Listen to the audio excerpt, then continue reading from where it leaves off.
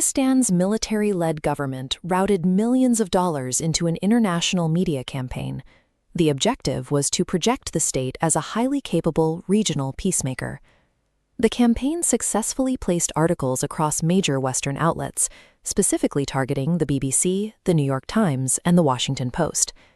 These publications carried a highly specific operational claim that Islamabad was successfully brokering a regional ceasefire between Iran and Israel, while deliberately sidelining Indian diplomatic efforts. The primary driver behind this campaign was entirely domestic. The Pakistani military establishment requires international legitimacy to maintain control over its internal political dynamics. Concurrently, the current regime needs to project a foil of diplomatic superiority and stability, while former leadership remains incarcerated. On a geopolitical level, the strategy attempted to manufacture diplomatic supremacy over New Delhi on paper, bypassing the need to alter the actual physical balance of power in the region. Islamabad treated diplomatic weight as a narrative commodity. The assumption was that relevance could be purchased via PR firms, rather than earned through structural leverage. The narrative dissolved the moment it intersected with the formal positions of the primary combatants. Both Iranian and Israeli state apparatuses issued simultaneous public rejections. Tehran's foreign ministry responded by explicitly denying any participation in a Pakistani-led framework, dismantling the core premise of the media campaign. The Iranian spokesman clarified the state's position with a direct statement: Pakistan is not a mediator. Jerusalem mirrored this dismissal, and Israeli special envoy categorically rejected Islamabad's standing as an interlocutor in the conflict. The envoy then delivered an unprompted counterclaim, explicitly stating to interlocutors that India would serve as a far more credible and effective mediator.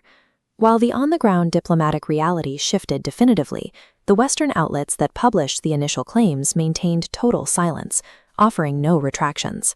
Manufactured media narratives function only until they intersect with kinetic realities. When they conflict with the positions of state actors engaged in active combat, the narratives are instantly neutralized. International conflict mediation is not generated by goodwill or declared intentions. It is a strict function of hard leverage. This diagram outlines the first non-negotiable requirement for high-level mediation: asymmetrical economic leverage. A mediating state must possess the capacity to meaningfully alter a combatant's supply chains. The second requirement is military weight. The mediator must possess the capacity to enforce credible security guarantees, or conversely, deny critical airspace to the combatants. Applying Pakistan's macroeconomic profile to this first requirement fails to register. Islamabad lacks the economic surplus or trade volume necessary to influence the decision-making in either Tehran or Jerusalem. Applying the second requirement yields a similar deficit.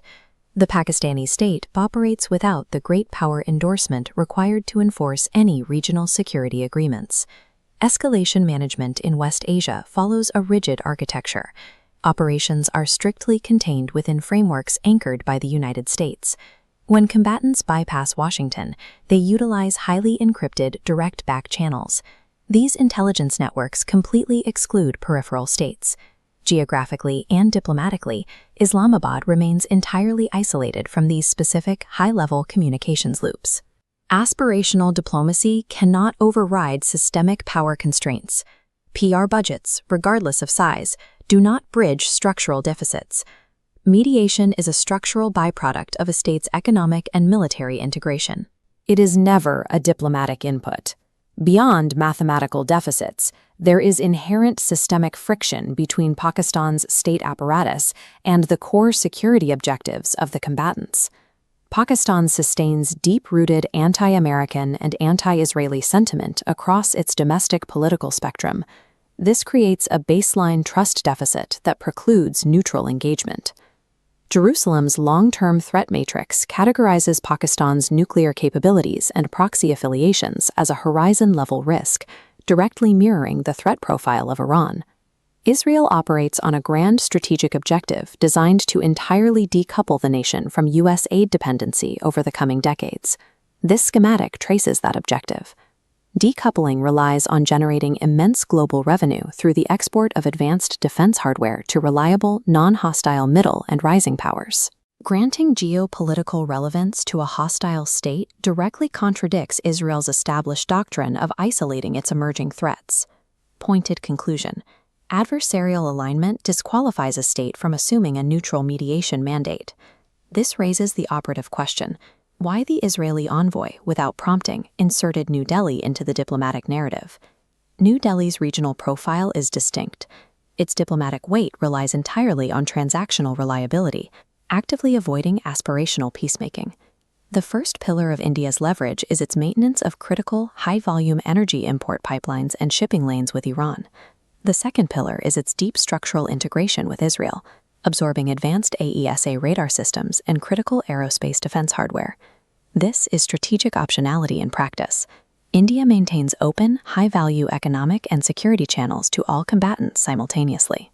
Despite possessing this leverage, New Delhi acts strictly as a regional stakeholder. It actively rejects the liabilities associated with a mediation mandate unless directly pressured by Washington to provide contingency support. True diplomatic centrality in West Asia is a quiet byproduct of defense and energy integration, not vocal public relations. The episode exposes the structural vulnerability of Western media outlets.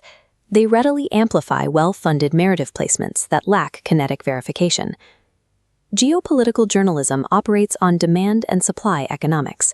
Publishing claims that India has been sidelined guarantees high engagement, regardless of factual basis.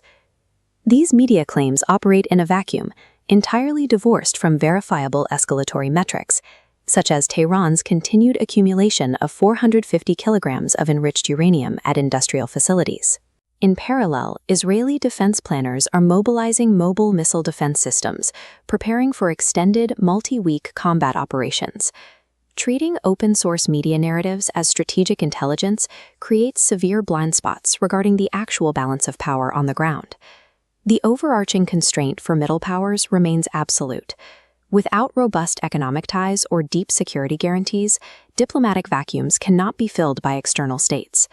Looking ahead, Tehran and Jerusalem will execute their escalation and de-escalation protocols entirely without South Asian interlocutors. The kinetic reality of the Red Sea and the Gulf remains highly volatile, moving completely independent of any external diplomatic narratives. New Delhi's primary defensive priority is strictly operational, insulating its maritime energy corridors and its massive diaspora assets from spillover violence.